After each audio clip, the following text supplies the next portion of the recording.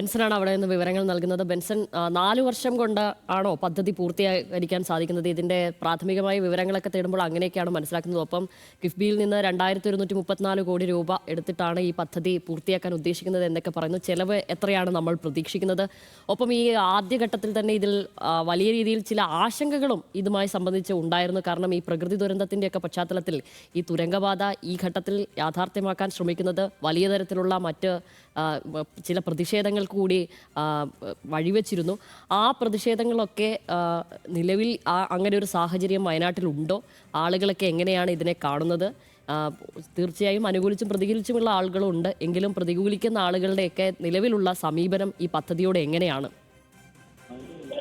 ശ്യാമിലി സൂചിപ്പിച്ചതുപോലെ തന്നെ ഈ ആശങ്ക ആളുകൾ കാര്യമായി തന്നെ പങ്കുവച്ചിരുന്നു. അത് പ്രത്യേകിച്ചും ഈ കോഴിക്കോട് മലയോര മേഖലയിലുള്ള ആളുകളും അതോടൊപ്പം തന്നെ വയനാട് ഈ തുരങ്കം എത്തിച്ചേരുന്ന ഭാഗത്തുള്ള മേപ്പാടി ഭാഗത്തുള്ള ആളുകളും ഈ ഒരു ആശങ്ക കാര്യമായി തന്നെ പങ്കുവച്ചിരുന്നു. പക്ഷേ ഇത് കൃത്യമായിട്ടുള്ള പഠനങ്ങൾക്ക് ശേഷം ഈ സ്റ്റേജ് 2 ക്ലിയറൻസ് കേന്ദ്ര വനം പരിസ്ഥിതി മന്ത്രാലയത്തിന്റെ സ്റ്റേജ് 2 ക്ലിയറൻസ് ലഭിക്കുന്നത് ഇത്തരത്തിൽ ഏതെങ്കിലും തരത്തിലുള്ള പരിസ്ഥിതി ആഘാതം ഈ ഒരു പദ്ധതി മുൻപോട്ട് പോയി കഴിഞ്ഞാൽ ഉണ്ടാകുമോ എന്നത് സംബന്ധിച്ചുള്ള പഠനങ്ങൾ പൂർത്തിയാക്കിയതിനു ശേഷമാണ് അത്തരത്തിലൊരു ക്ലിയറൻസ് ലഭിക്കുക. ആ ക്ലിയറൻസ് ലഭിക്കുന്നതോടുകൂടി തന്നെ അത്തരത്തിലുള്ള ആശങ്കകൾക്ക് ഒരു വിരാമമാകുന്നു എന്ന് തന്നെ വേണം നമുക്ക് മനസ്സിലാക്കാൻ. അത് മാത്രമല്ല, കൃത്യമായിട്ടുള്ള പഠനം ഇക്കാര്യങ്ങളിലെല്ലാം തന്നെ ഏതെങ്കിലും തരത്തിലുള്ള ലാൻഡ് സ്ലൈഡുകൾ ഉണ്ടാകാൻ ഈ പദ്ധതി അല്ലെങ്കിൽ ഈ നിർമ്മാണ പ്രവർത്തികൾ നടക്കുന്ന ഘട്ടത്തിൽ പോലും ഏതെങ്കിലും തരത്തിലുള്ള അപകടങ്ങൾ ഉണ്ടാവാനുള്ള സാധ്യതയുണ്ടോ? മുൻപോട്ട് പോയി കഴിയുമ്പോൾ ഈ പാറയുടെ അവസ്ഥ ഏത് നിലയിലാണ്, മണ്ണിന്റെ അവസ്ഥ ഏത് നിലയിലാണ്, ഈ പദ്ധതി ഒരു 2 വർഷം കൂടി മുൻപോട്ട് കഴിഞ്ഞാൽ ഇതിന്റെ അടുത്ത ഘട്ടത്തിലേക്ക് എത്തിക്കഴിഞ്ഞാൽ എന്തായിരിക്കും അതിന്റെ അപ്പോഴത്തെ അവസ്ഥ, പ്രകൃതിയുടെ അവസ്ഥ, ഭൂപ്രകൃതിയുടെ അവസ്ഥ എന്തായിരിക്കും എന്നതിനെ പറ്റിയെല്ലാം കൃത്യമായിട്ടുള്ള പഠനങ്ങൾക്ക് ശേഷമാണ് ഇതിന്റെ തുടർ നടപടികളിലേക്ക് കടന്നിട്ടുള്ളത്. അതിന്റെ കൃത്യമായിട്ടുള്ള ക്ലിയറൻസ് കേന്ദ്ര വനം പരിസ്ഥിതി മന്ത്രാലയത്തിന്റെ ഭാഗത്തു നിന്ന് ലഭിച്ചതിന് ശേഷമാണ് ഇപ്പോൾ ഈ തുടർ നടപടികളിലേക്ക് കടന്നിട്ടുള്ളത്. അതുകൊണ്ട് തന്നെ ഈ ആശങ്കകൾക്ക് ഒരു വിരാമമായിരിക്കുന്നു എന്ന് തന്നെ വേണം നമുക്ക് മനസ്സിലാക്കാൻ. അതോടൊപ്പം തന്നെ സൂചിപ്പിച്ചതുപോലെ തന്നെ ഏകദേശം 2134 കോടി രൂപയാണ് ഇപ്പോൾ ഈ ഒരു പദ്ധതി പൂർത്തിയാക്കുന്നതിനായി മാറ്റിവെച്ചിട്ടുള്ള അല്ലെങ്കിൽ കണക്കാക്കിയിട്ടുള്ളത്. ആ ഒരു തുകയിൽ ഈ പദ്ധതി പൂർത്തിയാക്കാൻ കഴിയും എന്നത് തന്നെയാണ് കരുതുന്നത്. അതോടൊപ്പം തന്നെ ഭോപ്പാൽ ആസ്ഥാനമായി പ്രവർത്തിക്കുന്ന ദിലീപ് ബിഡ്കോൺ കമ്പനിയും മറിപ്പുഴയ്ക്ക് കുറുകെ ഇരുവഞ്ഞിപ്പുഴയ്ക്കും കുറുകെ നിർമ്മിക്കുന്ന 4 വരി ആർച്ച് സ്റ്റീൽ പാലത്തിന്റെ കരാറ് പുനിയ കൺസ്ട്രക്ഷൻ കമ്പനിക്കുമാണ്. ഈ 2 കമ്പനികളും തന്നെ രാജ്യത്തിന്റെ വിവിധ മേഖലകളിൽ വലിയ രീതിയിലുള്ള ഇൻഫ്രാസ്ട്രക്ചർ ഡെവലപ്മെന്റ്, അതായത് അടിസ്ഥാന സൗകര്യ വികസനത്തിന്റെ ഭാഗമായി വിവിധ പ്രവർത്തനങ്ങൾ നടത്തിയിട്ടുള്ള പദ്ധതികൾ മനോഹരമായി പൂർത്തിയാക്കിയിട്ടുള്ള കമ്പനികളാണ്. അപ്പോൾ അവരുടെ നേതൃത്വത്തിലാണ് ഈ പ്രവർത്തനങ്ങൾ നടക്കുന്നത്. അപ്പോൾ ഓരോ മേഖലയിലും ഇപ്പോൾ ആർച്ച് പാലം നിർമ്മിക്കുന്ന ഘട്ടത്തിലാണെങ്കിൽ അത് മറ്റൊരു കൺസ്ട്രക്ഷൻ കമ്പനിയാണ് നടത്തുന്നത്. അപ്പോൾ അവരുടേതെല്ലാം തന്നെ കൃത്യമായിട്ടുള്ള പഠനങ്ങൾ പൂർത്തിയാക്കിയതിനു ശേഷമാണ് ഈ നിർമ്മാണ പ്രക്രിയയിലേക്ക് കടക്കുന്നത്. അപ്പോൾ അത്തരത്തിലുള്ള ആശങ്കകളെല്ലാം തന്നെ ഒഴിവാക്കാം എന്നത് മനസ്സിലാക്കാൻ സാധിക്കുന്നത്. കോഴിക്കോട് ഏകദേശം 8.73 കിലോമീറ്റർ നീളമുള്ള 4 വരി തുരങ്കപാതയാണ് പദ്ധതിയായി ഉദ്ദേശിക്കുന്നത് അല്ലെങ്കിൽ നടപ്പിലാക്കുന്നത്. അതിന് നമ്മൾ നേരത്തെ കണ്ട ആ പ്രദേശത്ത് ബ്ലാസ്റ്റിംഗ് നടക്കുന്നതിന്റെ തൊട്ട് സമീപത്ത് തന്നെ സമാന്തരമായി തന്നെ മറ്റ് തുരങ്കപാത സെക്കൻഡ് പാത, രണ്ടാമത്തെ പാത തൊട്ട് സമീപത്ത് തന്നെയാണ്. അപ്പോൾ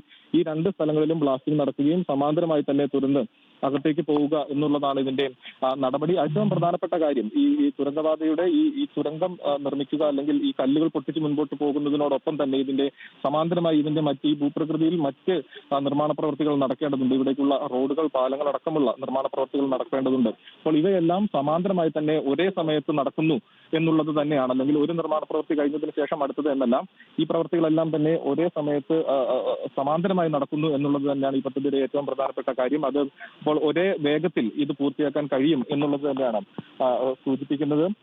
ഏകദേശം 22 കിലോമീറ്റർ ദൂരം, അതായത് ആനക്കാമ്പൊയിലിൽ നിന്നും 22 കിലോമീറ്റർ കൊണ്ട് മേപ്പാടിയിൽ എത്താൻ കഴിയുന്ന, അത്രത്തോളം വേഗത്തിൽ മേപ്പാടിയിൽ എത്താൻ കഴിയുന്ന, അത്രത്തോളം ദൂരം കുറഞ്ഞ് അവിടേക്ക് എത്തിച്ചേരാൻ കഴിയുന്ന രീതിയിലാണ് ഈ പാത ഉള്ളത്. അതായത് നമുക്കറിയാം, ഈ താമരശ്ശേരി ചുരം വഴി നമ്മൾ പോകുമ്പോൾ നമ്മൾ അനുഭവപ്പെടുന്ന പ്രശ്നങ്ങൾ എന്തൊക്കെയാണ് എന്നത് നമുക്കറിയാം.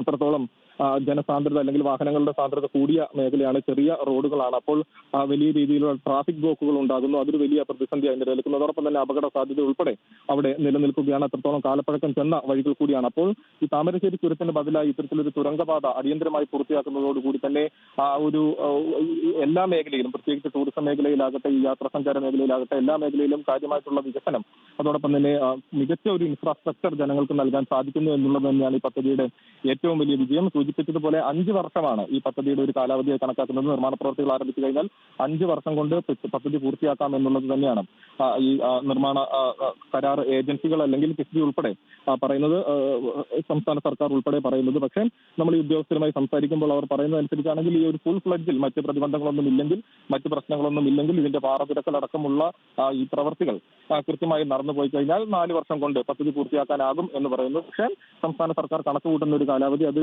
5 വർഷം എന്നുള്ളത് തന്നെയാണ്. അപ്പോൾ സൂചിപ്പിച്ചതുപോലെ തന്നെ അല്പസമയത്തിനുള്ളിൽ തന്നെ മുഖ്യമന്ത്രി എത്തിച്ചേരുകയും ആദ്യ ബ്ലാസ്റ്റിന്റെ ഉദ്ഘാടനം നിർവഹിക്കുകയും ചെയ്യും. സൂചിപ്പിച്ചതുപോലെ തന്നെ ഏറ്റവും പ്രധാനപ്പെട്ട കാര്യം എന്ന് പറയുന്നത് സ്റ്റേജ് 2 ക്ലിയറൻസ് കിട്ടി ആഴ്ചകൾക്കുള്ളിൽ തന്നെ അതിന്റെ നിർമ്മാണ പ്രവർത്തികളിലേക്ക് കടക്കാനാകുന്നു എന്നുള്ളത് തന്നെയാണ്. അതും അതിന്റെ എല്ലാവിധ സൗകര്യങ്ങളോടും കൂടി തന്നെ, സംവിധാനങ്ങളോടും കൂടി തന്നെ അതിന്റെ നിർമ്മാണ പ്രവർത്തികളിലേക്ക് കടക്കാനാകുന്നു എന്നുള്ളത് തന്നെയാണ്. അതിനാവശ്യമായിട്ടുള്ള എല്ലാ യന്ത്രങ്ങളും ഇവിടെ ഈ ആനക്കാമ്പയിൽ ഭാഗത്ത്, അതായത് കോഴിക്കോടിന്റെ ആനക്കാമ്പയിൽ ഭാഗത്താണെങ്കിലും വയനാട് മേപ്പാടി ഭാഗത്താണെങ്കിലും 2 ഭാഗത്തും നിർമ്മാണ പ്രവർത്തികൾ നടക്കുന്നതിനാവശ്യമായിട്ടുള്ള എല്ലാ യന്ത്രങ്ങളും, അത്യാധുനിക സൗകര്യങ്ങളോട് കൂടിയുള്ള യന്ത്രങ്ങളും എത്തിച്ചിട്ടുണ്ട്. അതിന്റെ പ്രവർത്തികൾ അതും എക്സ്പേർട്ട് ആയിട്ടുള്ള, ഈ ഒരു നിർമ്മാണ പ്രവർത്തിയിൽ എക്സ്പേർട്ട് ആയിട്ടുള്ള ആളുകൾ തന്നെയാണ് അതിന് നേതൃത്വം നൽകുന്നത്. അല്പസമയം മുമ്പ് നമ്മൾ കിഫ്ബി ചെയർമാനുമായി സംസാരിച്ചിരുന്നു, അദ്ദേഹം എക്സിക്യൂട്ടീവ് ഡയറക്ടറുമായി സംസാരിച്ചിരുന്നു. അപ്പോൾ അദ്ദേഹം പറയുന്നതനുസരിച്ചാണെങ്കിലും മുഖ്യമന്ത്രി അവിടെ ആയോ എപ്പോഴാണ് ഈ ബ്ലാസ്റ്റിംഗിന്റെ സമയം നിശ്ചയിച്ചിരിക്കുന്നത്? ശ്യാമിലി 11 മണിയോടുകൂടി തന്നെ ഉദ്ഘാടന ചടങ്ങിലേക്ക് കടക്കും എന്നതായിരുന്നു അറിയിച്ചിട്ടുണ്ടായിരുന്നത്. പക്ഷേ മുഖ്യമന്ത്രി എത്തിച്ചേർന്നിട്ടുണ്ട്, വേദിയിലേക്ക് എത്തിച്ചേർന്നിട്ടില്ല. ഈ പദ്ധതി പ്രദേശത്തിന് തൊട്ട് സമീപത്തുള്ള സ്കൂളിൽ ഹെലികോപ്റ്ററിൽ അദ്ദേഹം എത്തിച്ചേർന്നിട്ടുണ്ട്. അവിടെ നിന്നും അല്പസമയത്തിനുള്ളിൽ തന്നെ ഈ വേദിയിലേക്ക് എത്തിച്ചേരുമെന്നുള്ളതാണ് അറിയിച്ചിട്ടുള്ളത്. മന്ത്രി മുഹമ്മദ് റിയാസ് അടക്കമുള്ള ആളുകൾ മുഖ്യമന്ത്രിയോടൊപ്പം ഉണ്ട്. അവർ ഒരുമിച്ച് ഇവിടേക്ക് എത്തിച്ചേരുകയും ആദ്യഘട്ടത്തിൽ ഈ പദ്ധതി അല്ലെങ്കിൽ ഈ ബ്ലാസ്റ്റ് നടക്കുന്ന പ്രദേശത്ത് മുഖ്യമന്ത്രി നേരിട്ടെത്തി പരിശോധന നടത്തുകയും അവിടുത്തെ ഉദ്യോഗസ്ഥരുമായി സംസാരിക്കുകയും ചെയ്യും. അതിനുശേഷം ഉദ്ഘാടനം നടക്കുന്ന ഏകദേശം ഈ നമുക്കിപ്പം പ്രസാദ് ഉടുമ്പശ്ശേരി കൂടി ചേരുന്നുണ്ട്. പ്രസാദ്, ഇതൊരു വടക്കൻ കേരളത്തിലെ യാത്രാ ദുരിതത്തിന് ഒരു പരിഹാരം ഇതുവഴി നമുക്ക് കാണാനാവുമോ? ഈ താമരശ്ശേരി ചുരം കയറാതെ വയനാട്ടിലേക്ക് പോകാമെന്ന് പറയുമ്പോൾ അതിനൊരു ബദലായി ഈ പദ്ധതിയെ നമുക്ക് വെക്കാമോ? പ്രസാദിന് ഈ ഭൂമി പ്രദേശമൊക്കെ അറിയാവുന്നതാണല്ലോ. എങ്ങനെയായിരിക്കും ഈ യാത്ര ഇതുവഴി, ഇത് സാധ്യമായാൽ അതുവഴിയുള്ള യാത്ര എങ്ങനെയായിരിക്കും സാധ്യമാകുക? എവിടെ നിന്ന് എവിടത്തേക്ക്, എങ്ങനെയാണ് ഇതിൻ്റെ എൻട്രി എക്സിറ്റ്, എങ്ങനെയായിരിക്കും ആ കാര്യങ്ങളൊക്കെ? ഇത് വടക്കൻ കേരളത്തിന് മാത്രമല്ല, കേരളത്തിനെ സംബന്ധിച്ചിടത്തോളം പ്രധാനപ്പെട്ട ഒരു വികസന പാത കൂടിയായി ഇത് മാറും എന്നുള്ളതാണ് എടുത്തു പറയേണ്ടത്. സർക്കാർ തന്നെ പ്രതീക്ഷിക്കുന്നത് യാത്രാ ദുരിതം പരിഹരിക്കുക, അതോടൊപ്പം തന്നെ ആ മേഖലയിൽ, വിനോദസഞ്ചാര മേഖലയിൽ വലിയ തോതിലുള്ള വർധനവ് ഉണ്ടാകും. അതോടൊപ്പം തന്നെ നേരത്തെ പറഞ്ഞതുപോലെ വ്യവസായ മേഖലയ്ക്കും വലിയ നേട്ടമുണ്ട്. ഇപ്പോൾ കൊച്ചി, ബാംഗ്ലൂർ വ്യവസായ ഇടനാഴിയുമായി കണക്ട് ചെയ്തുകൊണ്ട് ഈ പാതയ്ക്ക് മാറാൻ കഴിയും. അങ്ങനെ ഒട്ടേറെ ഗുണങ്ങൾ ഈ പാതയ്ക്ക് ഉണ്ട് എന്നുള്ളതാണ്. നേരത്തെ ബെൻസൺ സൂചിപ്പിച്ചതുപോലെ തന്നെ വയനാട്ടിലേക്ക് പോകുന്നതിന് വേണ്ടി ഇപ്പോൾ ഏറ്റവും വലിയ പ്രശ്നം എന്ന് പറയുന്നത് താമരശ്ശേരി ചുരത്തിലുണ്ടാകുന്ന അപ്രതീക്ഷിതമായിട്ടുള്ള ഗതാഗത കുരുക്കുകളാണ്. അതിൽ ഏറ്റവും പ്രധാനം തിരക്ക് വാഹനങ്ങൾ പോകുമ്പോഴുണ്ടാകുന്ന ഗതാഗത കുരുക്കാണ്.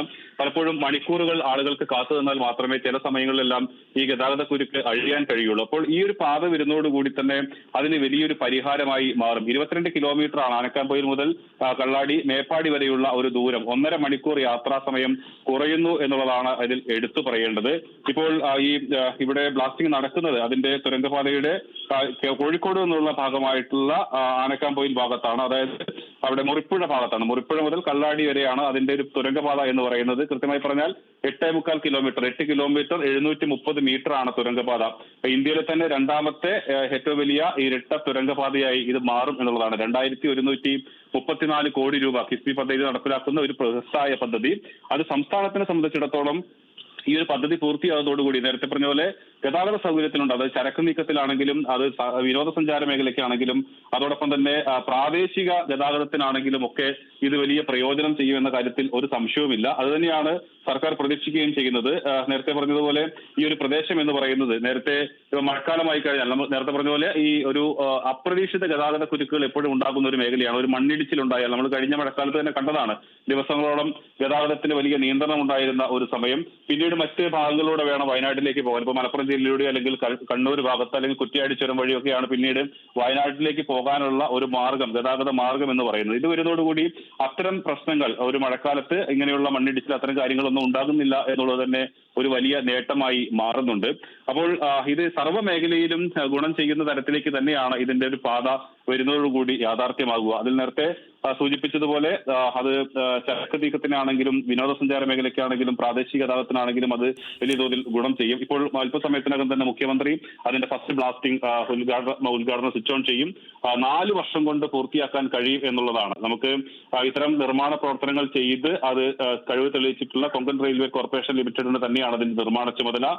ഭോപ്പാൽ ആസ്ഥാനമായിട്ടുള്ള ദിലീപ് ബിൽഡ്കോൺ കമ്പനിയും അതോടൊപ്പം തന്നെ ഹരിയാനയിലെ പുനിയ കൺസ്ട്രക്ഷൻ കമ്പനിയുമാണ് സംയുക്തമായി ഇതിന്റെ നിർമ്മാണം ഏറ്റെടുത്തിരിക്കുന്നത്. എന്തായാലും നേരത്തെ പറഞ്ഞതുപോലെ ഇത്തരം നേട്ടങ്ങളെല്ലാം ഉണ്ടാകുന്നു എന്നുള്ളതാണ്. വലിയ പ്രതീക്ഷ ആ മേഖലയിൽ ഉണ്ടാക്കാൻ കഴിയുന്നുണ്ട്. വ്യവസായ മേഖലയിൽ പ്രാദേശികമായി തന്നെ അവർക്ക് ഒരു വളർച്ചയ്ക്ക് കൂടി ഇത് കാരണമായി മാറും. പ്രസാദാണ് വിവരങ്ങൾ നൽകിയത്. എന്തായാലും അല്പസമയത്തിനകം തന്നെ ഈ ബ്ലാസ്റ്റിംഗിന്റെ സ്വിച്ച് ഓൺ കർമ്മം മുഖ്യമന്ത്രി പിണറായി വിജയൻ നിർവഹിക്കുമെന്നാണ് മനസ്സിലാക്കുന്നത്. അദ്ദേഹം ഈ പദ്ധതി പ്രദേശത്തിന് സമീപത്ത് നിലവിൽ ഹെലികോപ്റ്ററിൽ എത്തിയിട്ടുണ്ട്. അവിടെ നിന്ന് റോഡ് മാർഗം ഈ പദ്ധതി നിലവിൽ ഈ ബ്ലാസ്റ്റിംഗ് നടക്കേണ്ട ഈ ചടങ്ങ് നടക്കേണ്ട സ്ഥലത്തേക്ക് എത്തിച്ചേരാനുള്ള കാലതാമസം മാത്രമേ ഉള്ളൂ. എന്തായാലും വലിയ സ്വപ്ന സാഫല്യം തന്നെയാണ് നിലവിൽ ഉണ്ടായിരിക്കുന്നത്. ഇന്ത്യയിലെ ദൈർഘ്യമേറിയ രണ്ടാമത്തെ ടിൻ ട്യൂബ് ടണലാണ് ഇത്. താമരശ്ശേരി ചുരം കയറാതെ വയനാട്ടിലേക്ക് ഇനിയൊരു എളുപ്പവഴി ഉണ്ടാകുമെന്നുള്ളതാണ് ഇതിൻ്റെ ഒരു പ്രത്യേകത. നിലവിലെ ഗതാഗത കുരുക്കിന് പരിഹാരമാകും. എന്തായാലും കേരളത്തിനാകെ തന്നെ നമ്മുടെ വികസനത്തിനൊരു മുതൽക്കൂട്ടാകുന്ന പൊൻതൂവൽ തന്നെയായിരിക്കും ഈ തുരങ്കപാത. 8.73 കിലോമീറ്ററാണ് ഈ തുരങ്കപാതയുടെ നീളം എന്ന് പറയുന്നത്. ഇത് വയനാടും കോഴിക്കോടും തമ്മിലുള്ള യാത്രാ ദൂരം ആ സമയം പകുതിയായി തന്നെ കുറയ്ക്കും. ഏകദേശം 35 കിലോമീറ്ററോളം ഉണ്ട്. ആ യാത്രയാണ് ഒരു 1.5 മണിക്കൂറുള്ള യാത്രയാണ് പകുതിയായി കുറയാൻ പോകുന്നത്. ഗതാഗത കുരുക്കിനൊക്കെ വലിയ പരിഹാരമാകുന്ന കേരളത്തിലെ ഏറ്റവും വലിയ ഇരട്ട തുരങ്കപാതയായിരിക്കും ഇത്. അതിൻ്റെ ബ്ലാസ്റ്റിൻ്റെ സ്വിച്ച് ഓൺ കർമ്മമാണ് നിർവഹിക്കേണ്ടത്. അതിന് മുഖ്യമന്ത്രി ഉടൻ തന്നെ ഈ പദ്ധതി പ്രദേശത്തേക്ക് എത്തിച്ചേരുമെന്ന് തന്നെയാണ് അവിടെ നിന്നും നമ്മുടെ രണ്ട് റിപ്പോർട്ടർമാരും അവിടെ ഉണ്ട്. അവരാണ് റിപ്പോർട്ട് ചെയ്യുന്നത്. എന്തായാലും കേരളത്തെ സംബന്ധിച്ച് ഏറ്റവും വലിയ ഒരു സ്വപ്ന പദ്ധതിക്ക് തന്നെയാണ് ഇന്ന് തുടക്കമാവുന്നത് ഈ തുരങ്കപാത. മുഖ്യമന്ത്രി അങ്ങോട്ടേക്ക് എത്തിച്ചേരുന്നു എന്നാണ് മനസ്സിലാക്കുന്നത്. അതിൻ്റെ ദൃശ്യങ്ങളാണ് പ്രേക്ഷകർ ഇപ്പോൾ കണ്ടുകൊണ്ടിരിക്കുന്നത്.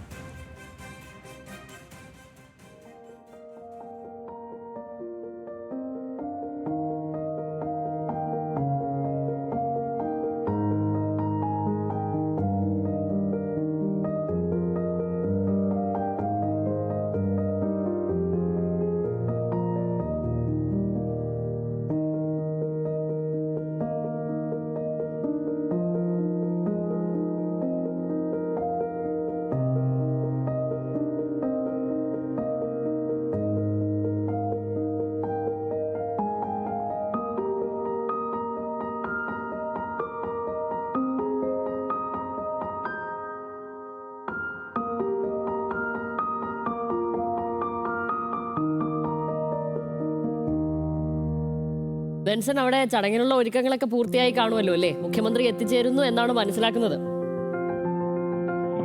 ചടങ്ങിനുള്ള ഒരുക്കങ്ങളെല്ലാം തന്നെ പൂർത്തിയായതാണ്, നേരത്തെ തന്നെ പൂർത്തിയായതാണ്. 11 മണിയോടുകൂടി തന്നെ ഉദ്ഘാടന കർമ്മത്തിനാവശ്യമായിട്ടുള്ള എല്ലാ ക്രമീകരണങ്ങളും ഇവിടെ പൂർത്തിയായതാണ്. നേരത്തെ സൂചിപ്പിച്ചതുപോലെ തന്നെ സുരക്ഷ എന്നുള്ളത് തന്നെയാണ് ഈ ഒരു ചടങ്ങിന്റെ ഏറ്റവും പ്രധാനപ്പെട്ട കാര്യം. കാരണം ബ്ലാസ്റ്റിംഗ് ആണ് നടക്കാനുള്ളത്. അത് ഒരു നിയന്ത്രിത ബ്ലാസ്റ്റിംഗ് ആണ്, അല്ലെങ്കിൽ കംപ്രസ്ഡ് ബ്ലാസ്റ്റിംഗ് ആണ് എന്ന് പറയുമ്പോഴും അതിന്റെ ഒരു അപകടാവസ്ഥ കണക്കിലെടുത്തുകൊണ്ട് തന്നെയാണ് അത്രത്തോളം സുരക്ഷിതമായിട്ടുള്ള രീതിയിലാണ് ഈ ഒരു ചടങ്ങ് സംഘടിപ്പിച്ചിട്ടുള്ളത്. അപ്പോൾ നേരത്തെ പറഞ്ഞതുപോലെ തന്നെ മുഖ്യമന്ത്രി നേരെ വരുന്നത് ഈ ബ്ലാസ്റ്റ് നടക്കുന്ന തുളയ്ക്കുന്ന അഖിലപാറ തുറക്കുന്ന ആ പ്രദേശത്തേക്കാണ് എത്തുക. അവിടെ എത്തി അവിടെ ഉദ്യോഗസ്ഥരുണ്ട്. കിഫ്ബിയുടെയും അതോടൊപ്പം തന്നെ ഈ നിർമ്മാണ പ്രവർത്തികൾക്ക് നേതൃത്വം നൽകുന്ന ഉദ്യോഗസ്ഥർ അവിടെയുണ്ട്. അവരുമായി മുഖ്യമന്ത്രി കൂടിക്കാഴ്ച നടത്തും, കാര്യങ്ങൾ അവരുമായി സംസാരിക്കും. അതിനുശേഷമാണ് ഈ ഏകദേശം 200 മീറ്റർ മാറിയുള്ള ഉദ്ഘാടന ചടങ്ങ് നടക്കുന്ന വേദിയിലേക്ക് മുഖ്യമന്ത്രി എത്തുക. നേരത്തെ ഇവിടെ ഉദ്യോഗസ്ഥരുമായി സംസാരിക്കുമ്പോൾ അവർ പറയുന്നുണ്ടായിരുന്നു നല്ല ശബ്ദമുണ്ടാകും എന്ന ഉൾപ്പെടെയുള്ള കാര്യങ്ങൾ അവർ പറയുന്നുണ്ടായിരുന്നു. അപ്പോൾ നമ്മളും ഇതുവരെ കാണാത്ത തരത്തിലുള്ള ഒരു കാഴ്ച തന്നെ ആയിരിക്കും ആണ് എന്ന്. അപ്പോൾ അത് ഒരു നല്ല കാഴ്ച കൂടി ആയിരിക്കും എന്ന് തന്നെയാണ് നമ്മൾ പ്രതീക്ഷിക്കുന്നത്. അപ്പോൾ ഏകദേശം ഒരു 200 മീറ്റർ മാറിയാണ് ഈ ഒരു ഉദ്ഘാടന വേദിയുള്ളത്. അപ്പോൾ അവിടേക്ക് മുഖ്യമന്ത്രി എത്തും. ബെൻസൺ, എൻ്റെ ഒരു സംശയമാണ്, ബെൻസൺ നേരത്തെ അവിടെ ഉദ്യോഗസ്ഥരുമായിട്ടൊക്കെ സംസാരിക്കുന്നത് കൊണ്ട് ചോദിക്കുകയാണ്. അതായത് കേരളത്തിൽ ഇപ്പോൾ വിവിധ സീസണുകൾ ഉണ്ടല്ലോ. നിലവിലിപ്പോൾ കഠിനമായ വെയിലാണ് കടന്നു പോകുന്നത്. ഇനിയിപ്പോൾ മഴ വരും, പിന്നീട് അടുത്ത സീസൺ വരും. അപ്പോൾ ഈ കാലാവസ്ഥയ്ക്ക് അനുസൃതമായിട്ടാണോ ഇവിടെ, എങ്ങനെയാണ് ഈ പണികളുടെ ക്രമീകരണങ്ങൾ എങ്ങനെയാണ്, അത് തന്നെയൊക്കെ പഠിച്ചിട്ടാണ് ഈ പദ്ധതി നടപ്പാക്കുന്നത് എന്നൊക്കെ ബെൻസൺ നേരത്തെ തന്നെ പറയുന്നുണ്ടായിരുന്നു. എങ്കിൽ പോലും നമ്മുടെ ഈ കാലാവസ്ഥയുടെ പ്രത്യേകത കൂടി ഉണ്ടല്ലോ, അതുകൂടി പരിഗണിച്ചാണോ നിലവിൽ ഇവിടുത്തെ ക്രമീകരണങ്ങൾ, അതുകൂടി കണക്കുകൂട്ടിയാണോ ഈ 4 വർഷം മുതൽ 5 വർഷം വരെ ഈ പദ്ധതിക്കായി കണക്കാക്കിയിരിക്കുന്നത് നിലവിൽ? അതെ ശ്യാമിലി, നേരത്തെ നമ്മൾ ഉദ്യോഗസ്ഥരുമായി സംസാരിക്കുമ്പോൾ അക്കാര്യങ്ങൾ അവർ വ്യക്തമാക്കിയിട്ടുണ്ടായിരുന്നു. അതായത് ഓരോ കാലാവസ്ഥയ്ക്കും അനുസൃതമായിട്ടുള്ള രീതിയിൽ, അതായത് ഈ ഭൂപ്രകൃതിക്ക് അനുസൃതമായിട്ടുള്ള രീതിയിൽ ആ ഭൂപ്രകൃതിയിൽ ഓരോ ഘട്ടങ്ങളിലും കാലാവസ്ഥ ഏത് നിലയിലാണ് മാറി വരുന്നത് അതിനനുസരിച്ച് തന്നെയാണ് ഇവിടുത്തെ നിർമ്മാണ പ്രവർത്തികൾക്ക് ആവശ്യമായിട്ടുള്ള നടപടികൾ സ്വീകരിച്ചിട്ടുള്ളത്. കാരണം ഇവിടെ ഇപ്പോൾ അടിയന്തരമായി നിർമ്മിക്കുന്നത് ഒരു താൽക്കാലിക പാലമാണ്. കാരണം നമ്മളിപ്പോൾ നിൽക്കുന്ന ഈ പദ്ധതി പ്രദേശത്തേക്ക് എത്തണമെങ്കിൽ മറിപ്പുഴ, ഒരു പുഴ കടന്ന് വേണം ഇപ്പുറത്തേക്ക് എത്താൻ, അപ്പോൾ ഇപ്പുറത്തെ വശത്തേക്ക് എത്താൻ. അപ്പോൾ അവിടെ ഒരു പാലം ഉണ്ടായിരുന്നില്ല. അപ്പോൾ അവിടെ ഇപ്പോൾ താൽക്കാലിക പാലം നിർമ്മിക്കുന്നുണ്ട്. കാരണം മഴക്കാലമാകുമ്പോഴേക്കും പുഴ വഴി വെള്ളം വന്നു കഴിഞ്ഞാൽ നിർമ്മാണ പ്രവർത്തികൾക്ക് ആവശ്യമായിട്ടുള്ള സാധനങ്ങളോ മറ്റ് വസ്തുക്കളോ അല്ലെങ്കിൽ യന്ത്രങ്ങളോ ഉൾപ്പെടെ ഇപ്പുറത്തേക്ക് എത്തിക്കാൻ സാധിക്കാത്ത ഒരു ഘട്ടമുണ്ടാകും. അപ്പോൾ അതിനാവശ്യമായിട്ടുള്ള നിർമ്മാണ പ്രവർത്തികൾ അടിയന്തരമായി തന്നെ ആ പാലം പണി പൂർത്തിയാക്കുന്നതിനാവശ്യമായിട്ടുള്ള പ്രവർത്തികൾ അവിടെ നടക്കുന്നു. അപ്പോൾ മഴക്കാലത്ത് ഉൾപ്പെടെ നിർമ്മാണ പ്രവർത്തികൾ ഉണ്ടാകും. പക്ഷേ ആ സമയത്ത് ഉപയോഗിക്കുന്ന യന്ത്രങ്ങളിൽ വ്യത്യാസം ഉണ്ടാകും എന്ന് തന്നെയാണ് ഉദ്യോഗസ്ഥർ പറഞ്ഞിട്ടുള്ളത്. അപ്പോൾ ആ ഭൂപ്രകൃതിക്കും ആ കാലാവസ്ഥയ്ക്കും അനുസൃതമായിട്ടുള്ള യന്ത്രങ്ങൾ എത്തിക്കും, അതിനനുസരിച്ചായിരിക്കും ആ നിർമ്മാണ പ്രവർത്തികൾ ഉണ്ടാകുക. അതോടൊപ്പം തന്നെ ഓരോ കാലാവസ്ഥയ്ക്കും അനുസരിച്ച് ഈ നിരവധി തൊഴിലാളികൾക്ക് കൂടി പണിയെടുക്കുന്ന അല്ലെങ്കിൽ ജോലി ചെയ്യേണ്ട ഒരു പ്രദേശമായതിനാൽ തന്നെ ഈ കാലാവസ്ഥയ്ക്ക് അനുസരിച്ചാണ് ഈ തൊഴിലാളികളുടെ സമയക്രമം ഉൾപ്പെടെ ക്രമീകരിച്ചിട്ടുള്ളത്. രാത്രികാലങ്ങളിൽ ഉൾപ്പെടെ പണി എടുക്കുന്ന അല്ലെങ്കിൽ ജോലി നടക്കുന്ന രീതിയിൽ തന്നെയായിരിക്കും കാര്യങ്ങൾ നടക്കുക അല്ലെങ്കിൽ നിർമ്മാണ പ്രവർത്തികൾ മുൻപോട്ട് പോവുക എന്നുള്ളത് തന്നെയാണ് ഉദ്യോഗസ്ഥർ പറഞ്ഞിട്ടുള്ളത്. അപ്പോൾ ഭൂപ്രകൃതി, കാലാവസ്ഥ, ഇക്കാര്യങ്ങളെല്ലാം അതോടൊപ്പം തന്നെ നമുക്കറിയാം ഇതൊരു മലമ്പ്രദേശമാണ്, ചെരിപ്രദേശമാണ്. അപ്പോൾ മഴക്കാലമായി കഴിഞ്ഞാൽ ആ നിലയിലുള്ള അപകടങ്ങൾ ഉണ്ടാവാനുള്ള സാധ്യതകളുണ്ട്. അപ്പോൾ അതിന്റെ പരിശോധനകളെല്ലാം തന്നെ പൂർത്തിയാക്കി അതിനുള്ള പ്രിക്കോഷൻസ്, മുൻകരുതലുകളെല്ലാം തന്നെ സ്വീകരിച്ചുകൊണ്ടാണ് ഈ നിർമ്മാണ പ്രവൃത്തി മുൻപോട്ട് പോകുന്നത്. ശരി, എന്തായാലും ഫസ്റ്റ് ബ്ലാസ്റ്റിന്റെ സ്വിച്ച് ഓൺ ഉടൻ ഉണ്ടാകുമെന്നാണ് മനസ്സിലാക്കുന്നത്. മുഖ്യമന്ത്രി അങ്ങോട്ടേക്ക് എത്തിച്ചേരുകയുമാണ്. നമുക്ക്